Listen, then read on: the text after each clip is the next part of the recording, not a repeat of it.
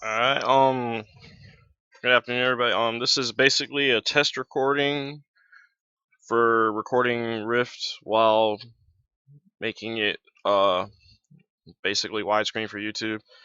Since the preview window only shows one eye and it's only like half the screen, I had to devise a way to have, the software record while adjusting the image. A few notes offhand.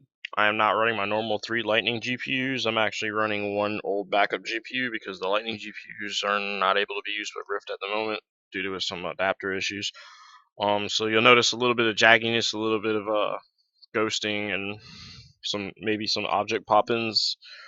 But for the most part, it's 30 to 45 frames per second. For me, running a simple mission, it's okay. It doesn't really bother me, giving me motion sickness. It's actually still a lot better than TrackIR.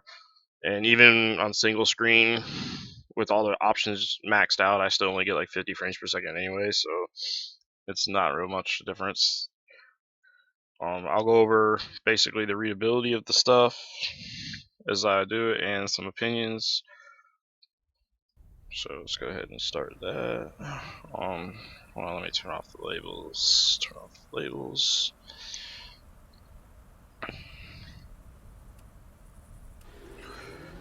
Do that. APU.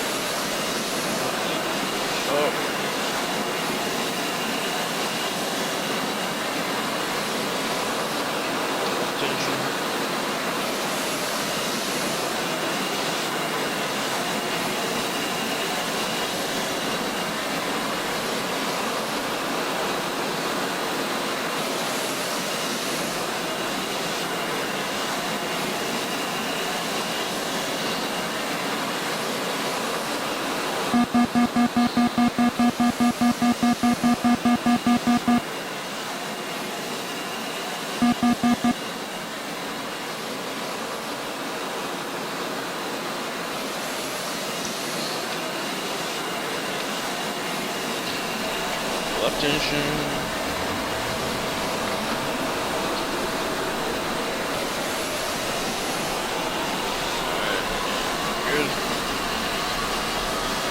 So once everything's started up, I'll reset my view to where it's supposed to be, and I'll go over the readability of the gauges and panels, as well as some other items.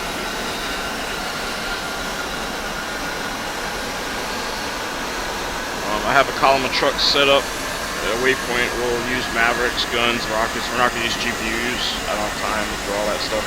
It's basically a quick mission.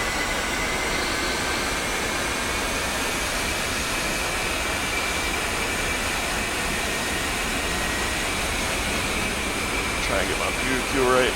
Back in my chair. Okay, it's not right. Start the right engine.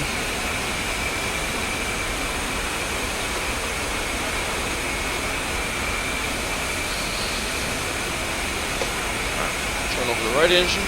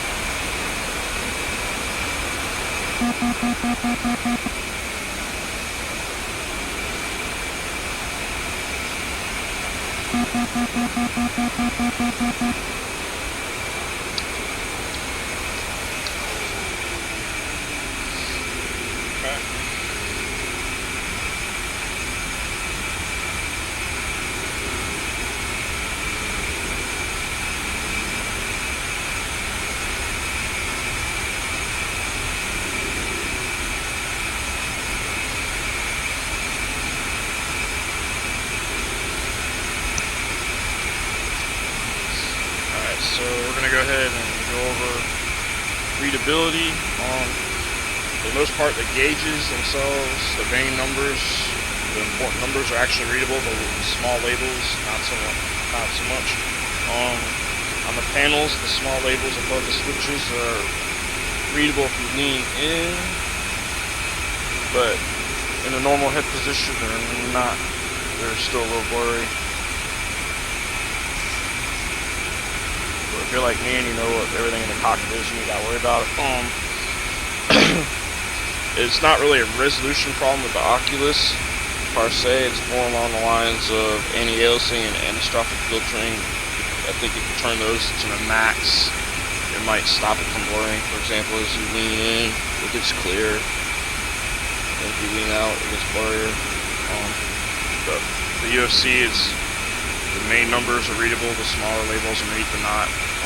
The HUD, pretty much everything's readable as long as if your Oculus is set up and focused right. On the MFDs, the CDU and all the text is readable. The smaller labels underneath are fairly legible. If you zoom in, they're readable.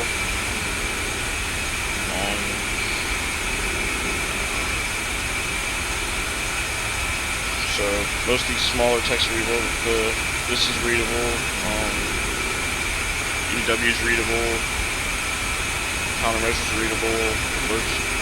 Caution panel, master panel is readable. What a lot of people forget though, even with Oculus Rift, you do have a SnapView mode. So, like left panel, right panel. You look down, everything's readable. Significantly readable, actually. Same with the left panel. You read all the text. Left MFD, left MFD, right MFD. You can actually make it a little bit more legible if you needed to. So you can still use the SnapViews, and you can actually probably customize them a little bit. I don't think you can zoom it in, but the SnapViews you can actually turn off Oculus Rift and probably zoom in the SnapViews and save them. So when you do run Oculus Rift, they're probably a little bit more zoomed in, might help the situation. So, but for the most part, if you're like me and you know where everything is, as long as you can make out the switches, you're good. But for the most part, you can make out some of the text depending on the spacing, but it's not really a resolution problem. You don't see the screen door effect. It's blurry. The only time you really see the screen door effect is on red, because there's not as many red pixels in the OLED panel, but for the most part, everything's legible. Raise the seats on. Alright, so we're ready to go. There's the steering.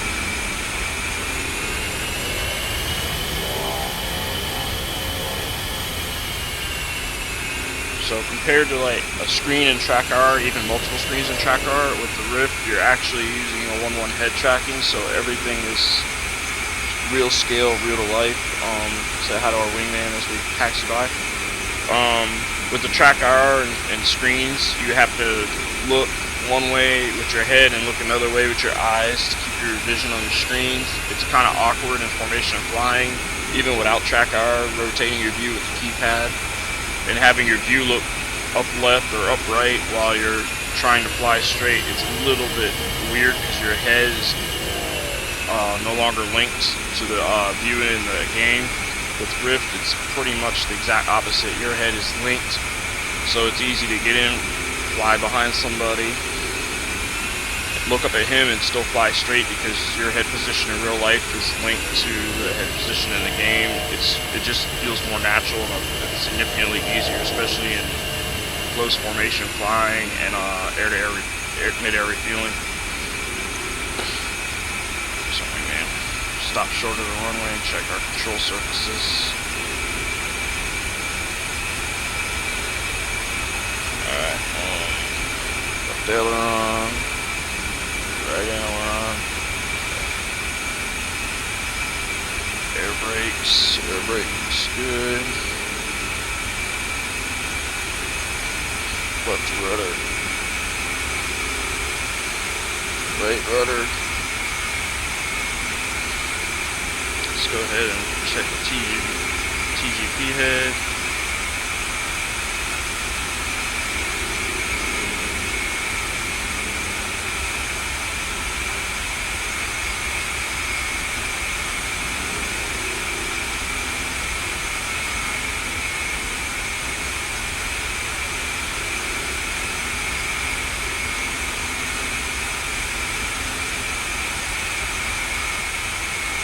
TGP looks good.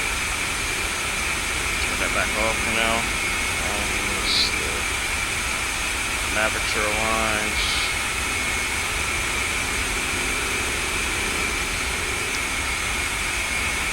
Road traffic. Let's go ahead and close this canopy.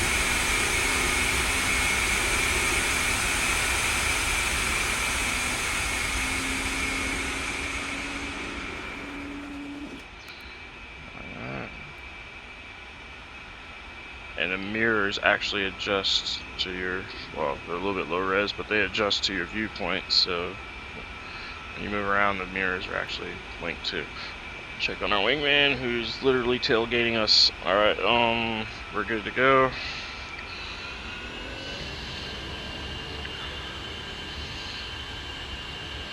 It's easier to do checks and look around because it's quicker than say track hour or the SnapView pad and trying to rotate the camera.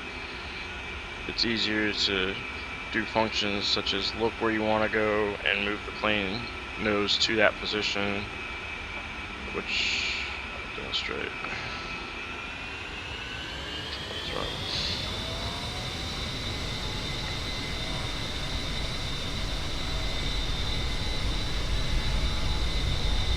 It's easier to land and take off, to be honest, too, because you have a better 3D depth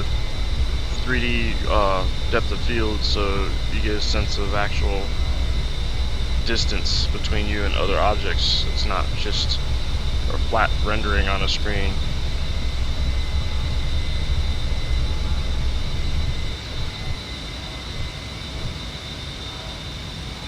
And we're airborne.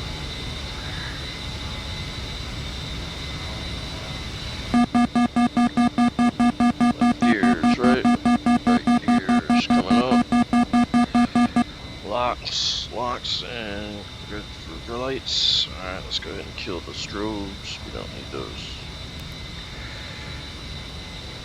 Altitude. Oh, my fault. I haven't set out on it. Go ahead and gain some altitude here. Our wingman should be relatively close to wheels up.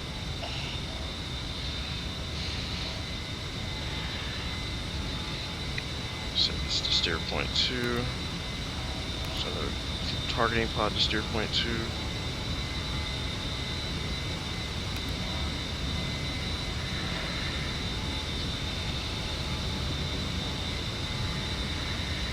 And here's our convoy. Just joints. So we'll do that back one.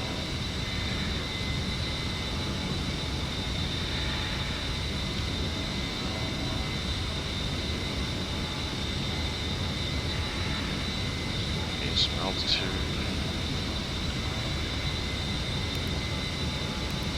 Actually,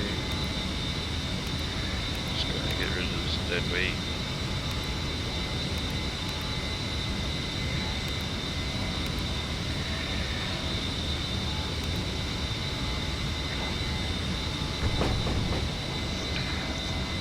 Alright. And yep, all those are gone. Arm our Mavericks and make a turn toward our targets, which are about at our 4 o'clock now. So moving over our shoulder right about there.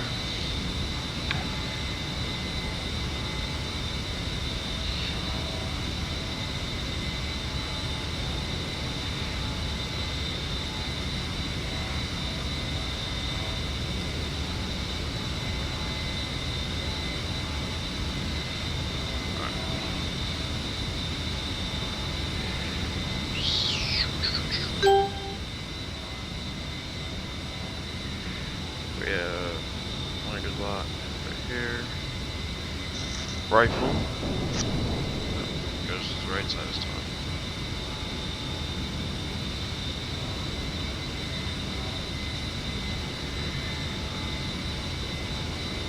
Rifle.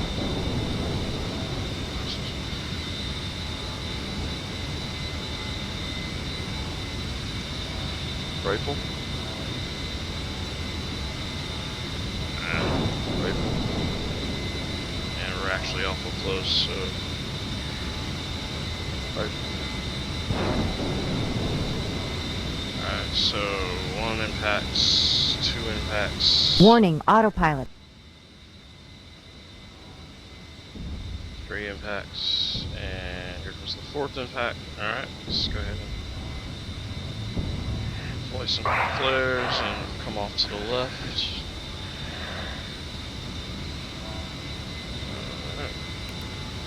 That was not the best deployment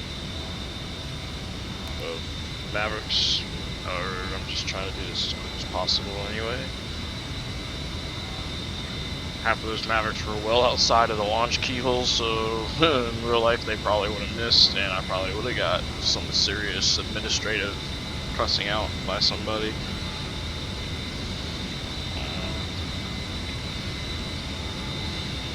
Where's our wingman at? Wingman. He's around here somewhere.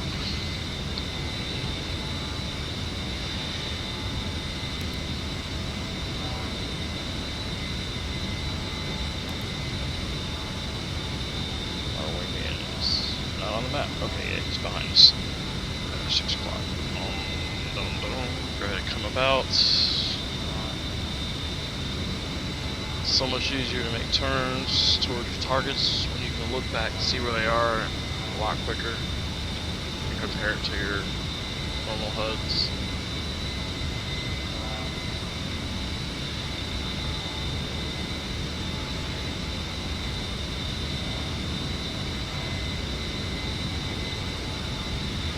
This guy's actually trying to hide.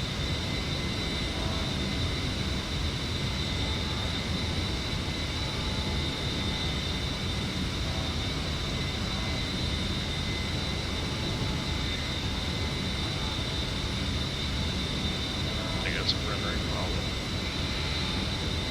Go ahead and turn this off for a second.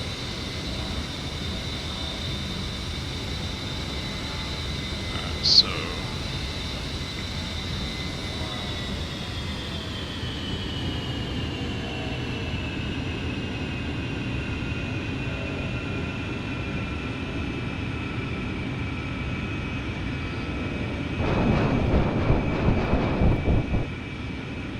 Pull up, pull up.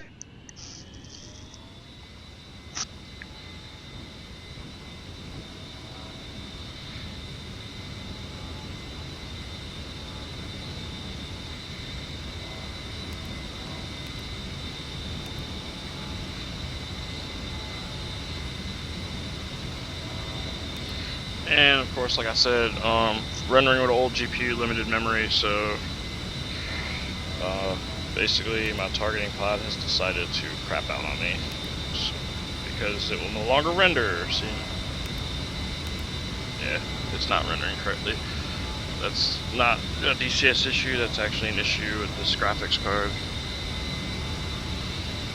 It worked fine for a couple missions, now it's deciding it don't want to no more.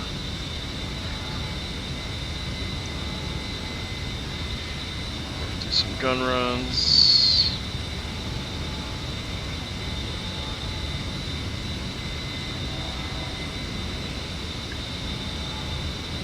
method. Alright, 1, 2, maybe 3 guys. Don't pull negative G's too long or you stall the engine.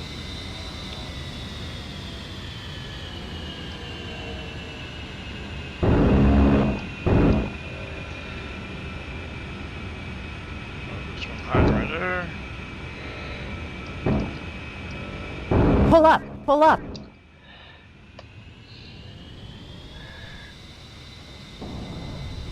Alright, so it's Altitude, altitude.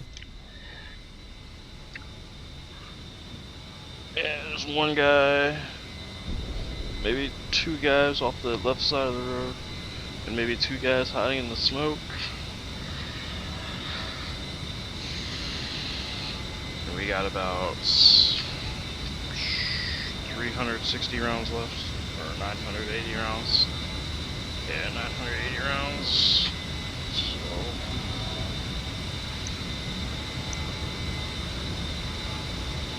And regarding the graphics, everything's actually on low except for the textures. That way the cockpit's still legible. If you lower the textures to medium or low, the cockpit becomes illegible.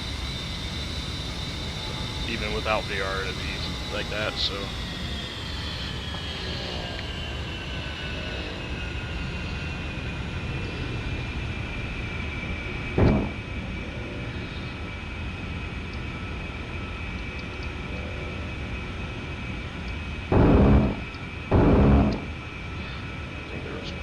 Pull up, pull up. Altitude, altitude. Oh, there's 1, 2 right here on this side of the road.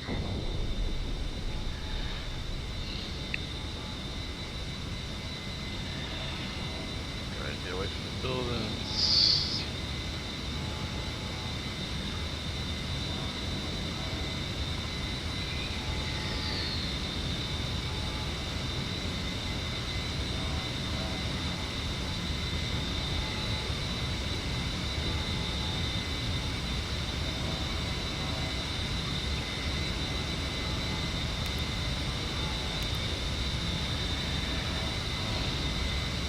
Oh, my targeting pod is returned.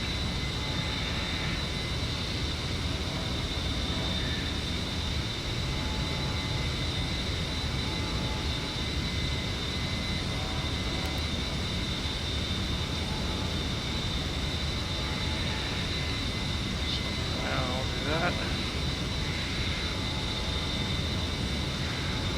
And that's it, they're on the left side of the road, yep.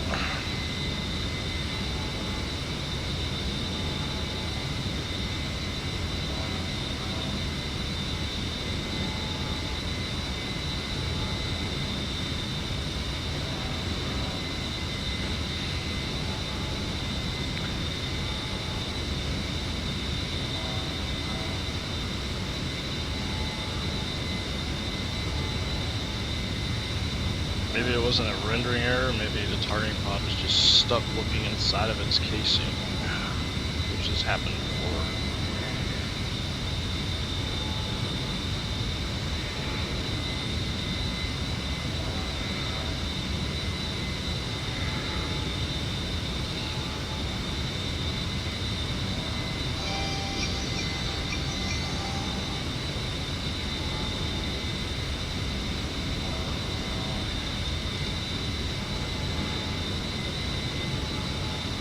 Pull up, pull up.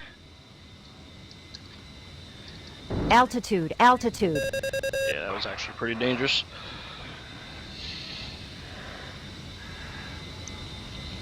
Did we get him at least? And kablooey, so there's probably one more guy slightly behind him.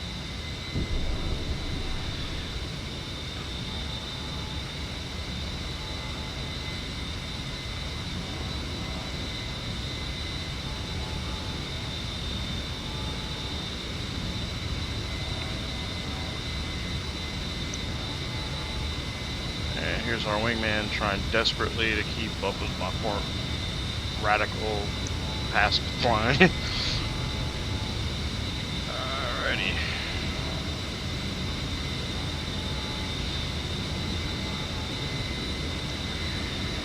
Trying to locate it on the TGP real quick.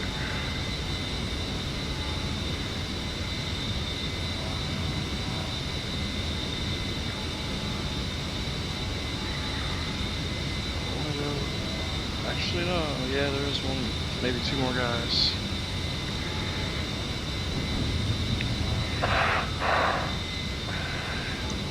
Come around off angle this time.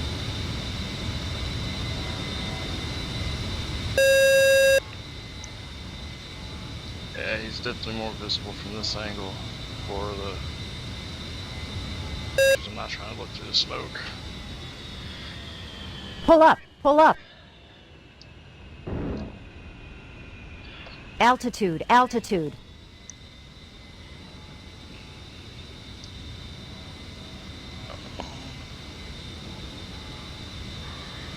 Alright, so there's one left between the third and fourth stack.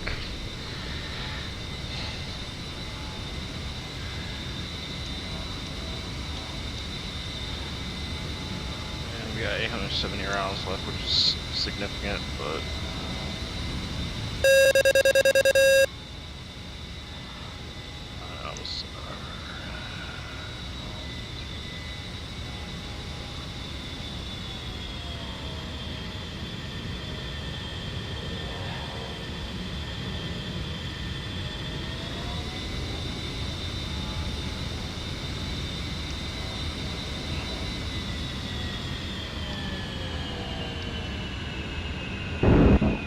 Altitude, pull up, pull up.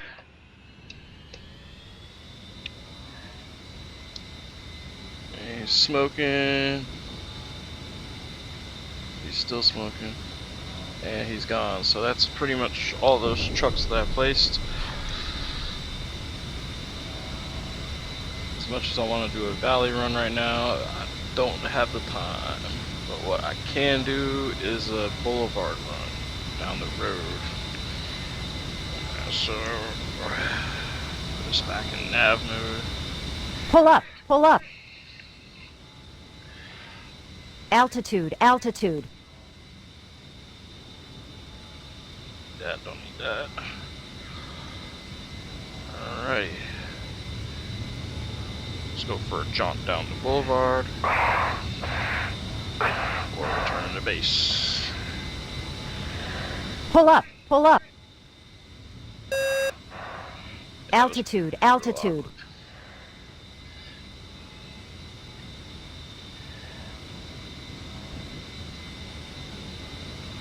Pull up, pull up.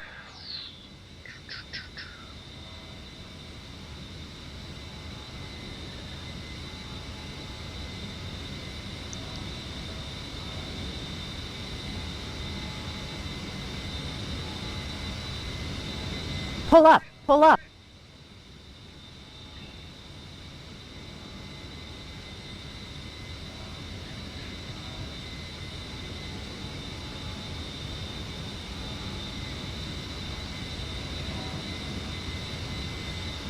Pull up, pull up.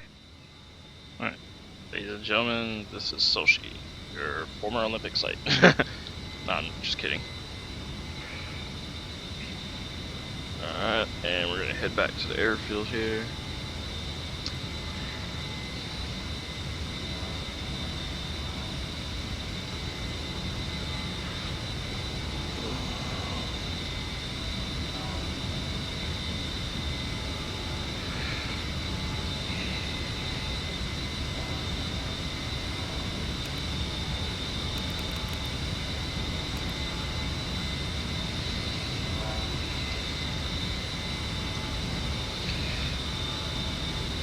Wingman's to the back right of me, probably my 5 o'clock.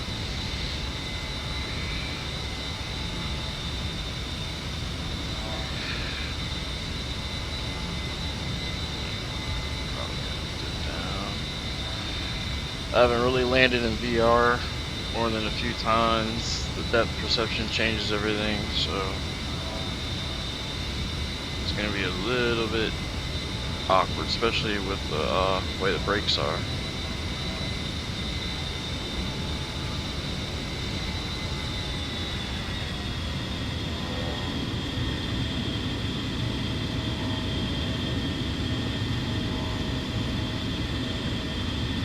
I think my toe brakes are a little bit miscalibrated, so they're gonna be significantly off center. I'm gonna end up swerving a little bit. Airstrikes are deployed.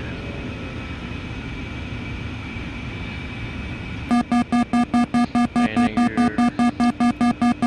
Flaps. Gears down. Gears down.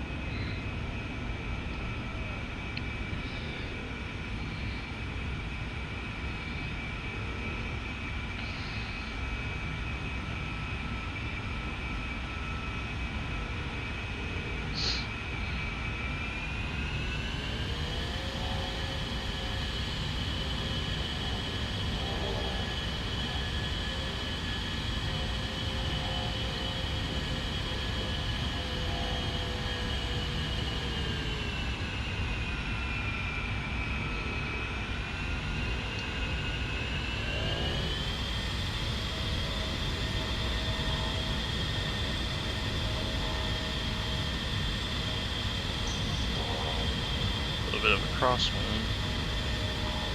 Nobody on the beach. Altitude, altitude.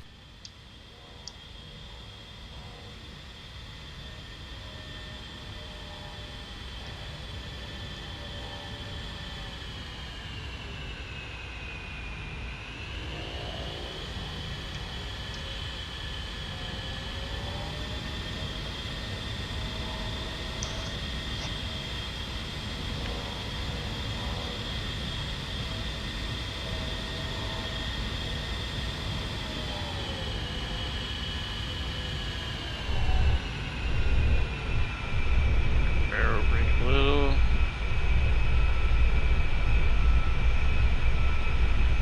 And I gotta set it down.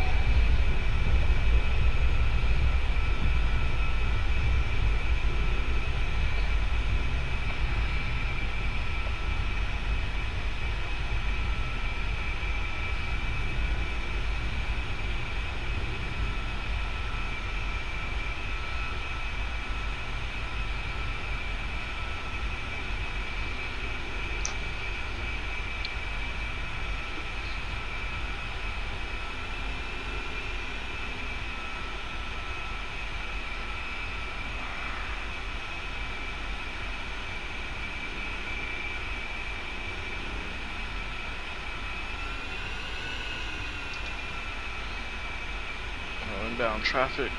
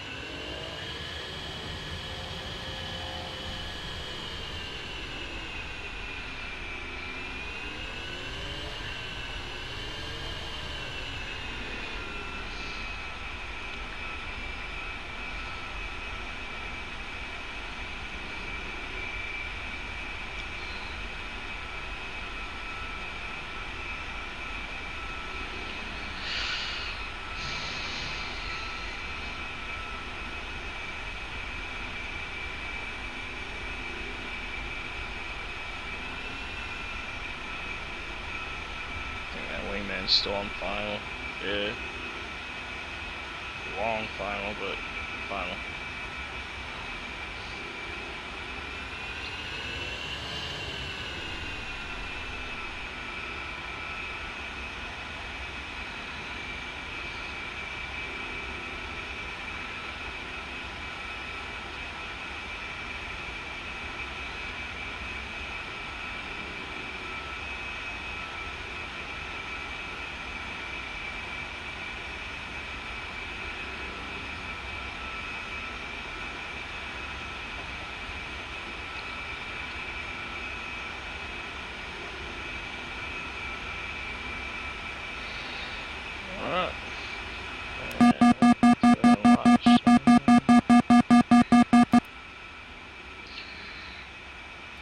So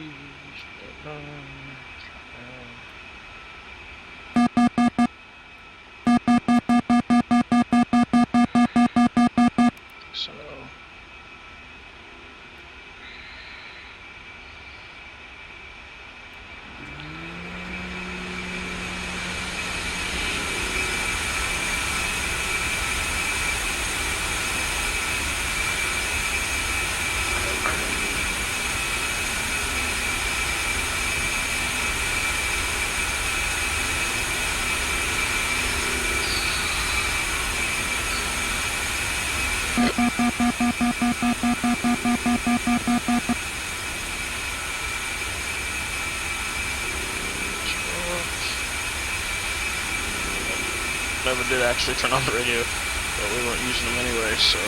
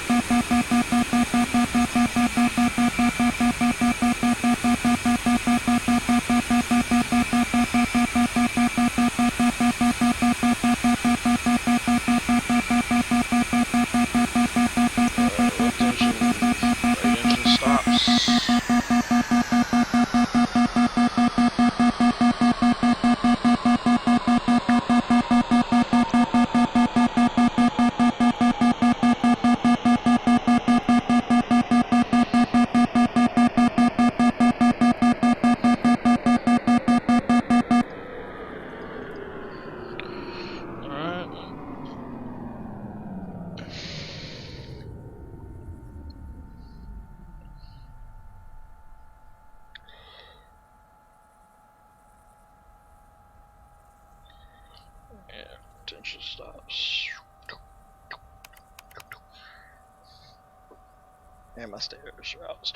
Alright, so that's pretty much the end of this mission. Like I said, a lot of this stuff isn't like readily legible from a seating position. You can lean in and see it, or use the snap views. For example, snap view left side console, right side console, left MFD, right MFD. Yeah, I don't remember what this one was. So you can use the snap views to help with reading the text.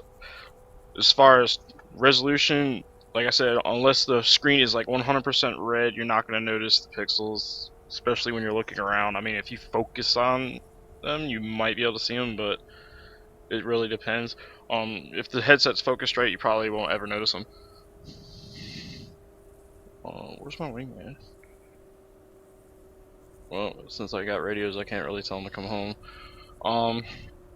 For targeting spotting, depending on the view distance and the settings you have, it's actually probably going to be easier, because with target spotting on with a track IR or just a single screen in front of you, you have to move the camera and basically unlink it from your head position in the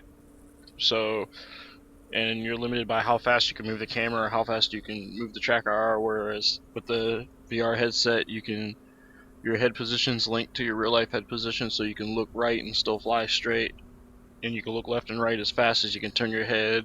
You can look up. You can go random angles that normally you wouldn't be able to do with the numpad camera slewing.